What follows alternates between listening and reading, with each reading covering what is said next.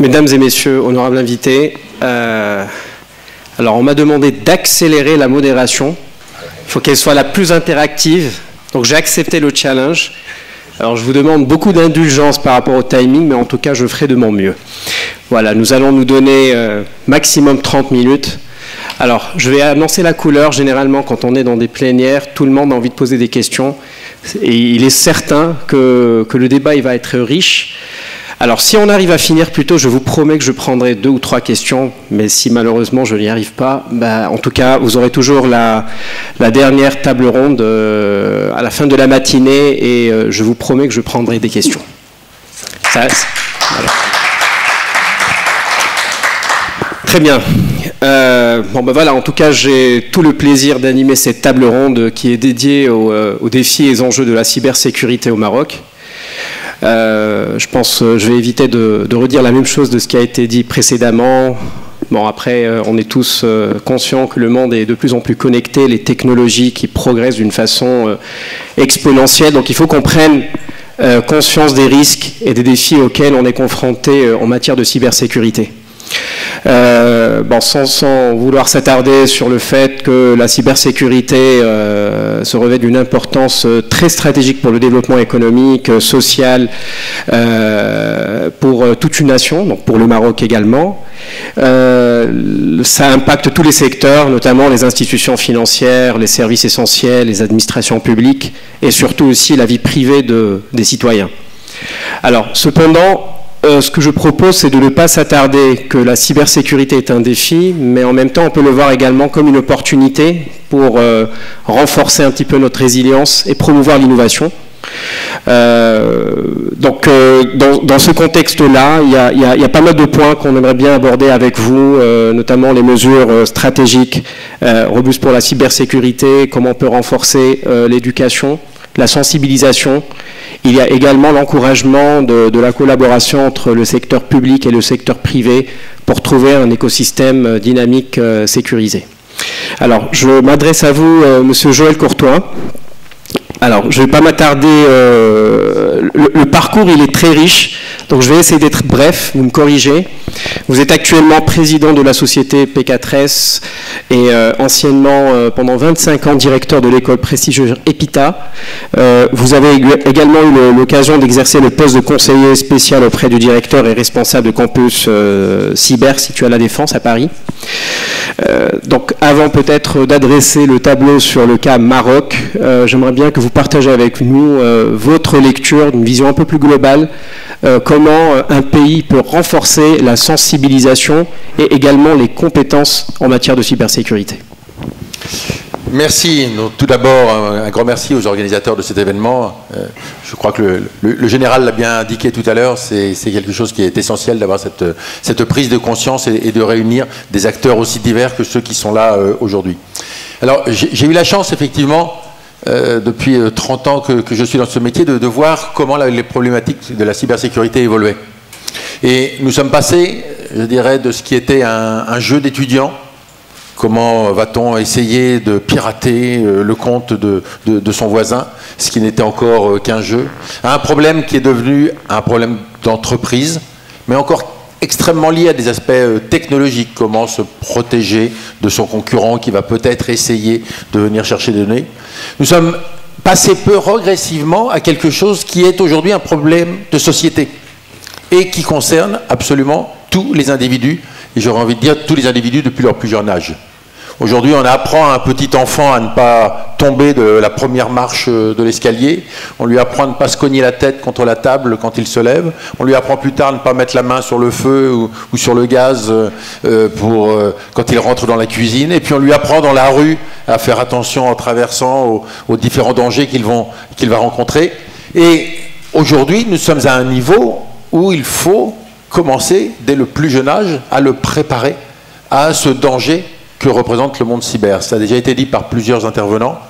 Ce monde cyber, c'est une opportunité extraordinaire. C'est un monde digital que nous sommes en train de bâtir, un monde où l'on veut apporter plus de justice, plus d'égalité, mais qui n'aura de sens que s'il est accompagné du niveau de sécurité, du niveau de confiance qui lui est nécessaire. Et pour ça, ça demande à avoir donc très tôt cette préparation. On le voit aujourd'hui, les gamins se promènent avec des smartphones et vous avez peut-être eu quelques échos d'une actualité assez douloureuse en France ces dernières semaines, puisqu'il y a eu plusieurs suicides de jeunes de l'ordre d'une 12 ans, 15 ans, sur des suicides suite à du harcèlement sur les réseaux sociaux.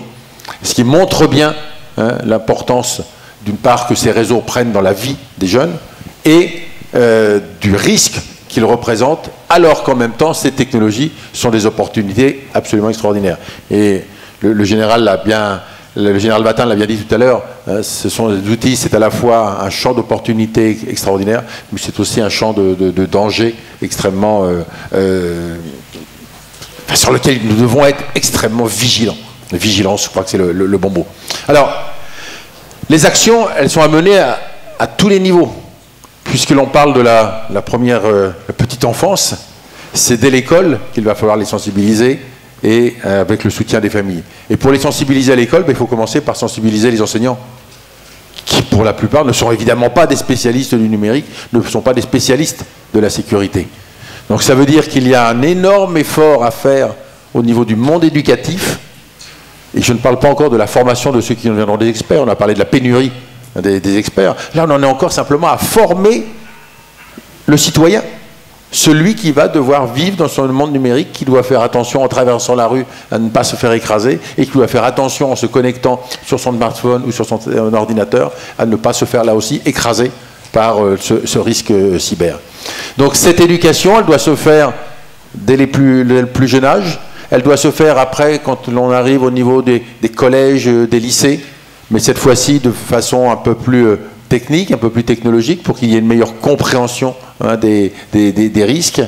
Et au-delà, dans la vie professionnelle, aujourd'hui, quel que soit le métier qu'exerceront ces jeunes, quel que soit le secteur d'activité, ils seront confrontés un jour ou l'autre à un risque cyber. Que l'on décide de faire de la médecine, de la pharmacie, ou de travailler dans l'esthétique, les cosmétiques, ou tout ce que vous pouvez imaginer qui puisse paraître aussi loin que cela, du numérique, eh bien, vous aurez ce risque cyber. Donc ça doit rentrer dans toutes les formations universitaires, dans toutes les écoles, que l'on fasse du commerce, de la finance, partout, partout, partout. Ce risque cyber doit être intégré. Alors c'est pas anxiogène ce que je veux dire là. On apprend tous à se protéger, on apprend tous à faire attention, à ne pas prendre un coup de soleil, pour ceux qui arrivent au Maroc pour la première fois. Voilà. Eh bien, ce sont des réflexes aussi simples que ça qu'il faut avoir. Et puis à côté de ça, il y a la problématique qui a été évoquée de la formation. Et là, effectivement, il y a de plus en plus de niveaux de formation à intégrer. Ça fait partie aussi des enjeux de la cybersécurité à intégrer. Cette formation, pendant très longtemps, on a associé la cybersécurité uniquement à un travail de spécialistes, d'experts.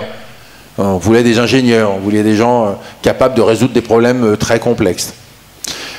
La donne est en train de changer. Énormément d'outils arrivent. Des outils d'analyse, des outils de surveillance. Aujourd'hui, dans un SOC, quand vous mettez un ingénieur, il s'ennuie très vite. Au bout de 3 mois, 6 mois, il a envie de faire autre chose parce qu'il passe son temps à surveiller des cadrans. Des cadrans derrière lesquels il y a quelquefois des outils utilisant l'intelligence artificielle qui deviennent de plus en plus performants. Et finalement, cet ingénieur, il s'ennuie. Donc il va falloir penser à développer là aussi des formations de niveau technicien. Des bons techniciens, des gens qui comprennent quelle est la problématique, mais on n'a pas besoin uniquement d'ingénieurs. Et puis, ce niveau, il va aussi se diversifier par la typologie même d'action dans la cyber. On a besoin de spécialistes cyber dans la com, on a besoin de spécialistes cyber dans le juridique. Donc, il y a toute une gamme de métiers et de formations à créer, à imaginer.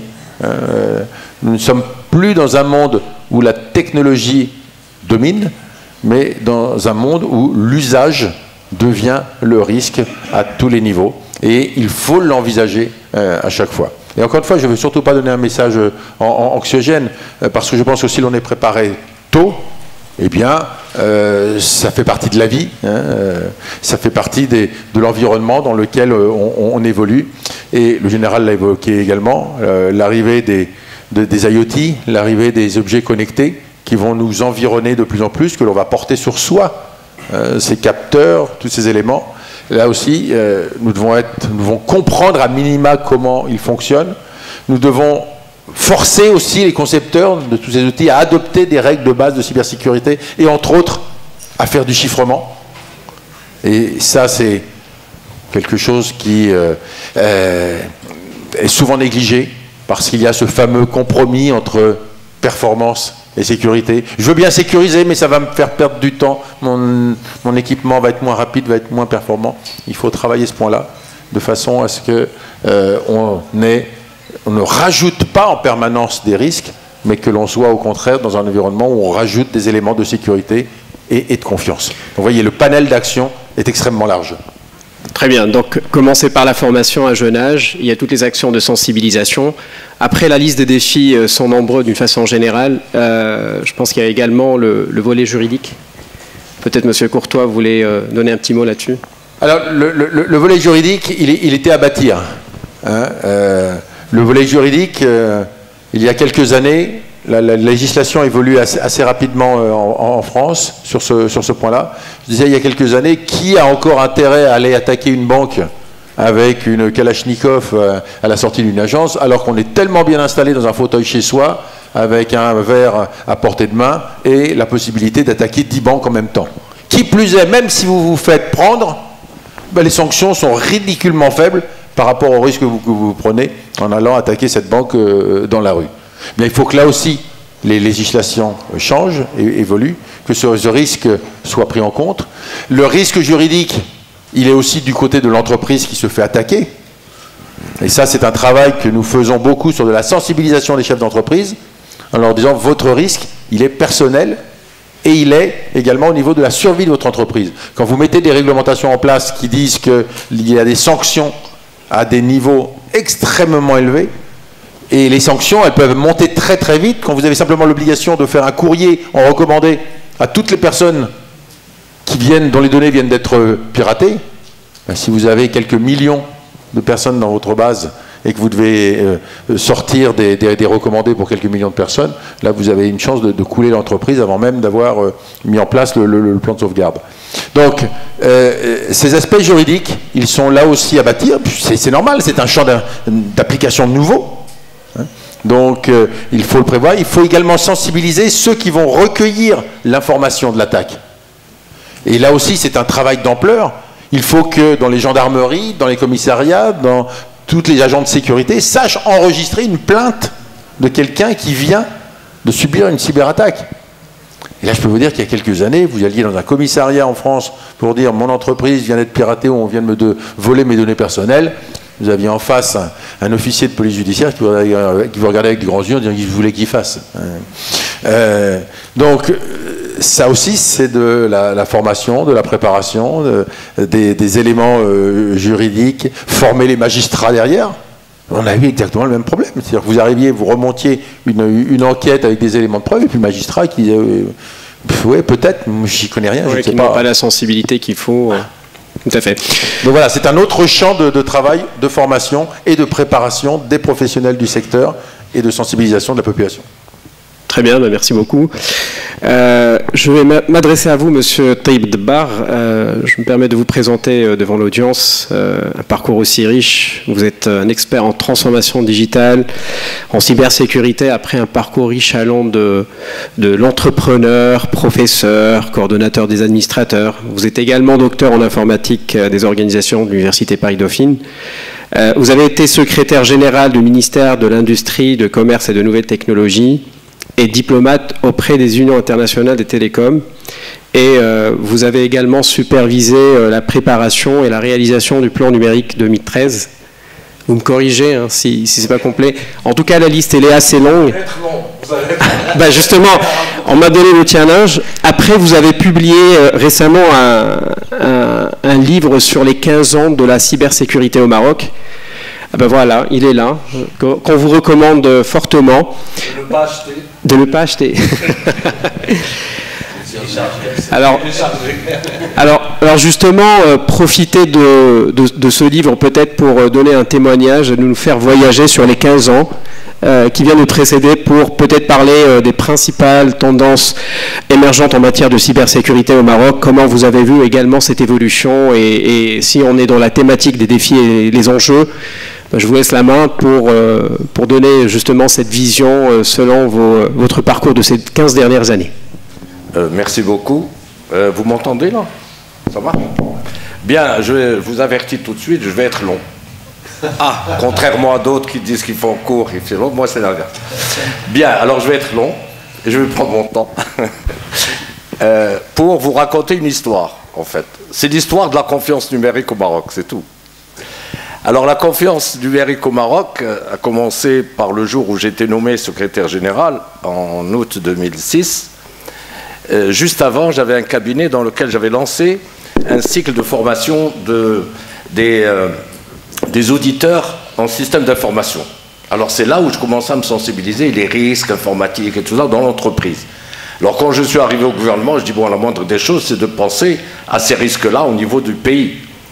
La première étude que j'ai lancée avec Deloitte, et je me rappelle même de François Renaud, que Dieu ait son âme, qui m'a accompagné, et j'ai encore le tableau, tous les livrables qui m'ont été faits en 2007, d'accord, et qui sont d'actualité aujourd'hui.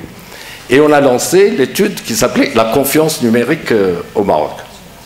Alors, et qui dit confiance numérique, c'est justement aussi bien la cybersécurité, dans le temps on ne parlait pas de cybersécurité, on parlait de sécurité des systèmes d'information, etc., et la protection des données.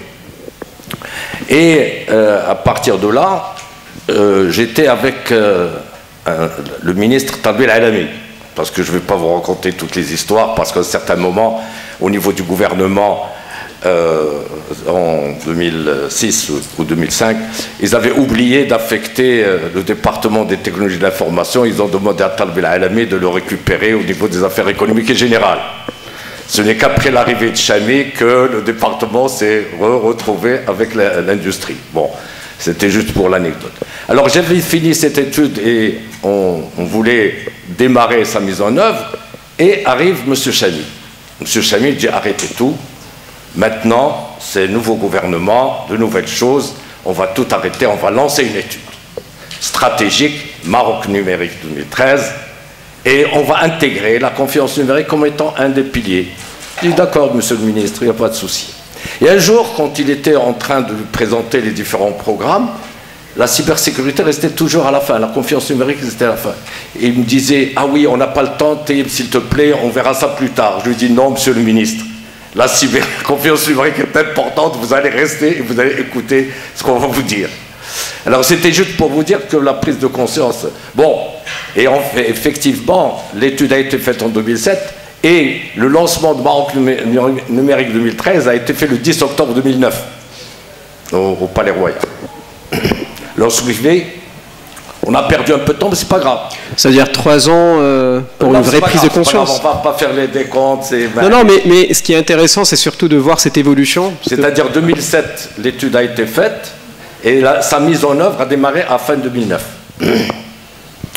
Mais entre-temps, on n'a pas perdu le temps. Comme j'avais la chance de représenter le Maroc au niveau des Nations Unies et de l'UT en particulier, chaque fois, bon, je représentais le Maroc dans le Conseil de l'Union internationale des télécoms, et il y avait le lancement de la Global Cybersecurity Agenda. Je dis, tiens, en attendant qu'on démarre au Maroc, je vais voir un peu ce qu'ils font au niveau international. Et j'ai pris la parole en demandant, oui, messieurs les Européens, les Américains, en Afrique, c'est pas la même chose. Alors il y a le président Science, je me dis, bon, puisque vous êtes là, vous allez présider une des 5 commissions qui correspondent au Global Cybersecurity Index. Il y a le légal, le technologique, l'organisationnel, tout ce qui est compétences et tout ce qui est coopération. Quand vous reprenez l'index Global Cybersecurity, vous allez retrouver Moi, j'avais présidé la 3e commission. Alors, après avoir présidé cette commission, on a suggéré qu'est-ce que doit faire un pays en matière de structure organisationnelle pour couvrir la cybersécurité.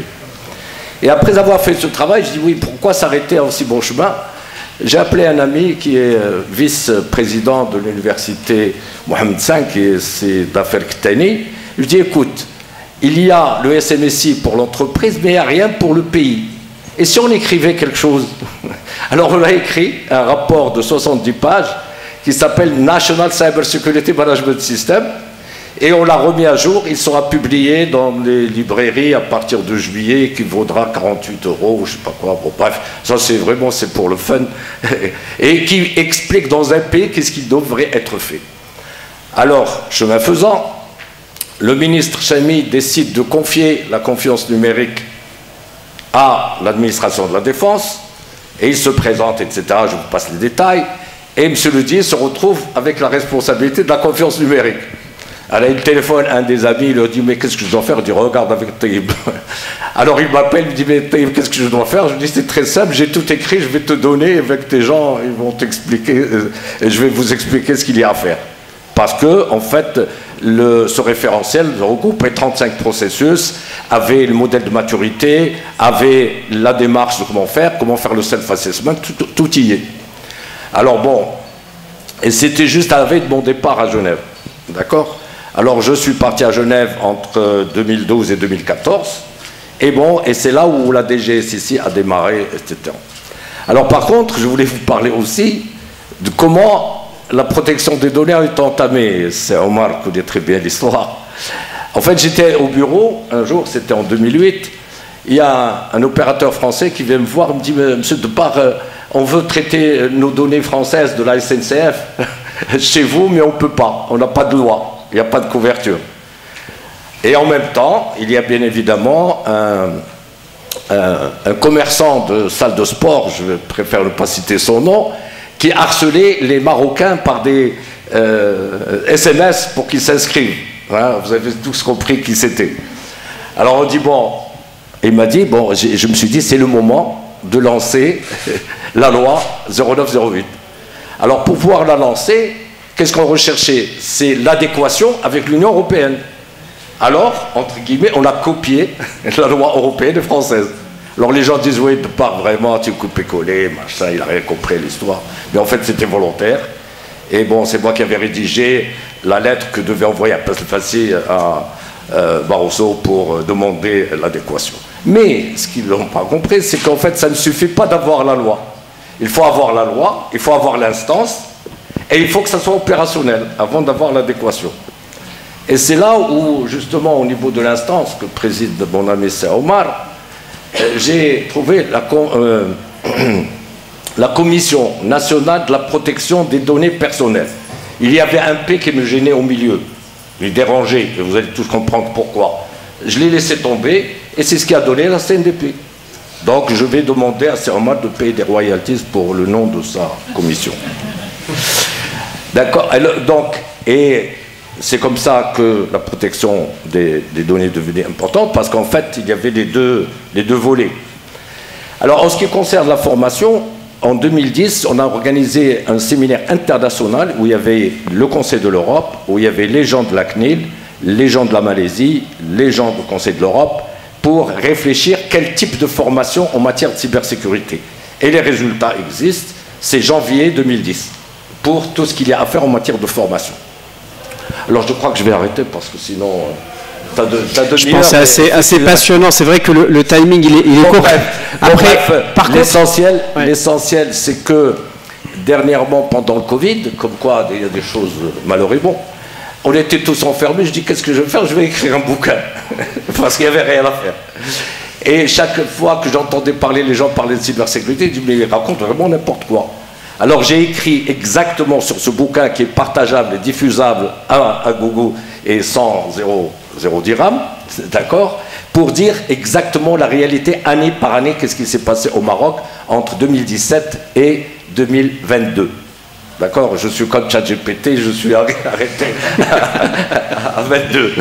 D'accord, mais j'ai mis première édition, comme ça me donne et je l'ai envoyé à Siloudi, notre ministre. Et il m'a envoyé un courrier en me disant « Merci Taïeb, tu as repris fidèlement tout ce qui s'est passé au Maroc. Donc si vous voulez savoir ce qui s'est passé au Maroc sur 15 ans, le bouquin existe, mais il est en format PDF. Et j'ai quelques exemplaires ici pour les amis qui sont sur l'estrade. Je vais leur donner. Merci. » Alors justement, c'était très rapidement. Après, je pense que l'audience... aurait apprécié tout le narratif. Hein. Il n'y a pas plus sympa de raconter un vécu. Et justement, là, il faut peut-être prendre plus de temps pour connaître un peu toutes les années. Et peut-être votre dernier mot sur comment vous voyez aujourd'hui le défi ou top priorité par rapport en termes de cybersécurité au Maroc. Après les 15 ans, aujourd'hui, on en est où? Ouais. Bon, on en est où pardon.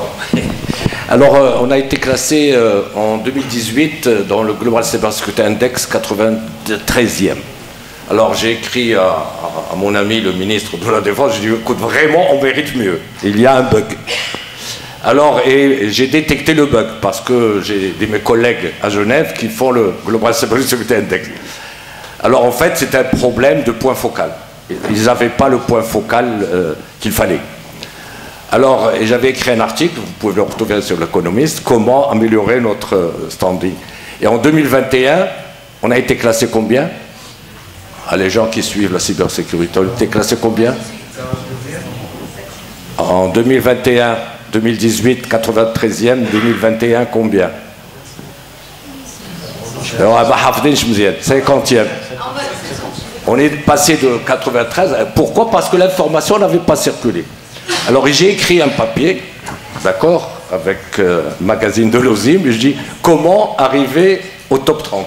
Donc par rapport à laquelle il y a la sensibilisation, il y a la PME, il y a le citoyen, il y a tout ceci qui manque un peu dans notre stratégie nationale. Donc les défis, c'est d'essayer d'élargir un peu tout ce champ-là. Et depuis tout à l'heure, quand on parlait de confiance, etc., j'ai envie de faire un petit slogan, si vous voulez, pour le futur. C'est confidence by design. Confidence by design, parce que Omar parle de privacy by design, si l'ODI parlerait de cyber security by design, il faudrait peut-être réfléchir à confidence by design sur tout ce que vous faites. Vous voulez monter une petite école primaire, confidence by design. Vous voulez faire un projet, confidence by design. Et ce qu'il faut retenir, c'est confidence by design. Voilà, merci. Très bien, merci beaucoup, c'est Taïeb. Alors, notre troisième et cher intervenant, c'est Ali Azouzi. Vous êtes le fondateur et président de Data Protect, un acteur de conseil au Maroc, et vous intervenez également en Afrique et en Europe. Alors, vous avez fait vos études au Canada, une expérience au Canada, et vous êtes également vous êtes l'auteur du livre Cybercriminalité au Maroc en 2010. Et vous êtes président du bureau marocain de l'Association internationale de la lutte contre la cybercriminalité. Alors là, il y a justement une vision globale qui a été présentée par M. Courtois. Il y a c'est Taïeb qui nous a fait voyager un petit peu et il nous a donné aussi un focus. Alors vous, en tant qu'acteur d'accompagnement, comment vous voyez aujourd'hui la priorité, si on parle de priorité vraiment pour les entreprises que vous accompagnez en termes de cybersécurité? Merci c'est vos idées. En fait, d'abord, on parle d'enjeux. La cybersécurité aujourd'hui, selon un certain nombre d'experts, c'est le deuxième enjeu planétaire, après celui du changement climatique. On voit un peu les chiffres au niveau de la cybercriminalité. L'année passée, ce qui a été généré par la cybercriminalité, c'est plus de 6 000 milliards de dollars. Ça a dépassé, pour vous donner une idée, pour la même année, par rapport à ce qui a été généré par le commerce de drogue à l'international. Si c'était un pays, c'est une économie, on l'aurait qualifié de la troisième économie mondiale après les États-Unis et puis la Chine. Juste pour vous dire, aujourd'hui, les chiffres, quand même, qui gravitent autour de la problématique de cybersécurité, ce sont des chiffres assez colossaux. Je prends une annonce qui a été faite il n'y a pas longtemps par le CEO de Bank of America. Il a dit que mon budget annuel en cybersécurité, c'est 1 milliard de dollars. Une banque comme Bank of America, elle dépense chaque année 1 milliard de dollars pour renforcer sa cybersécurité. Et je le vois, sans pour autant aller jusqu'aux États-Unis, un peu ce qui se passe dans notre région. On est constamment, au niveau de Data Protect, appelé à mener des missions d'investigation suite à des actes frauduleux, notamment dans le secteur bancaire, le secteur des télécoms, les assurances, et je vois vraiment des chiffres qui font froid au dos. On parle de plusieurs millions d'euros des fois comme montant de préjudice.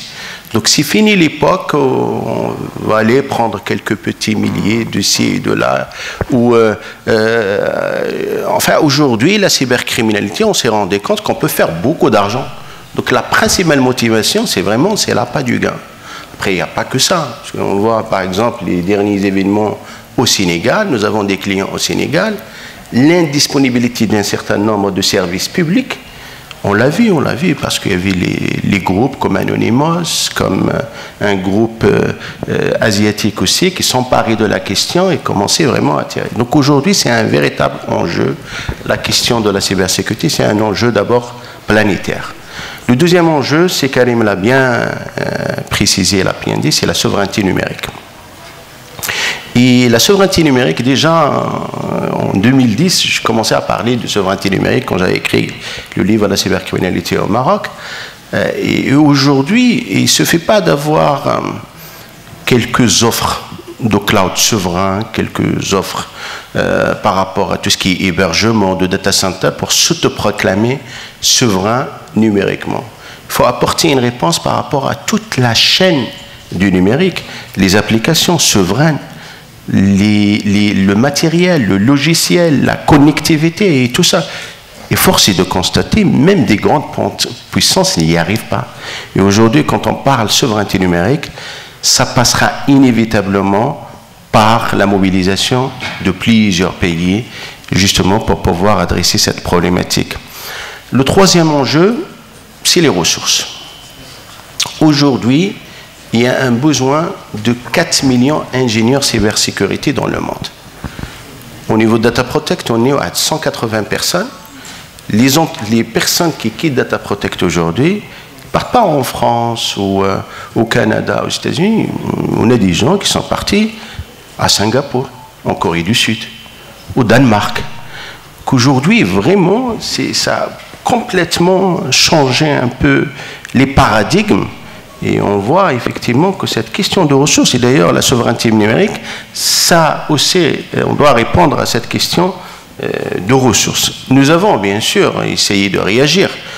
Et aujourd'hui, d'ailleurs, à un moment donné, on a demandé, on a un partenariat avec LinkedIn, quels sont les mots-clés qui sont les plus utilisés au niveau de LinkedIn pour aller chercher une ressource en cybersécurité au Maroc. Et on a eu la surprise, le premier mot-clé, c'était Data Protect. Donc on était une entreprise vraiment qui était très ciblée. Et on a appris qu'il y avait effectivement des concurrents, surtout de l'autre côté de la Méditerranée, effectivement, qui ciblaient beaucoup les ressources qui sont au niveau de Data Protect. Alors on a réagi d'abord à travers tout ce qui est reconversion. Et je pense que c'est une excellente piste. La reconversion, parce qu'aujourd'hui, via des parcours bien ciblés, nous pouvons effectivement faire en sorte, est-ce qu'un administrateur système, un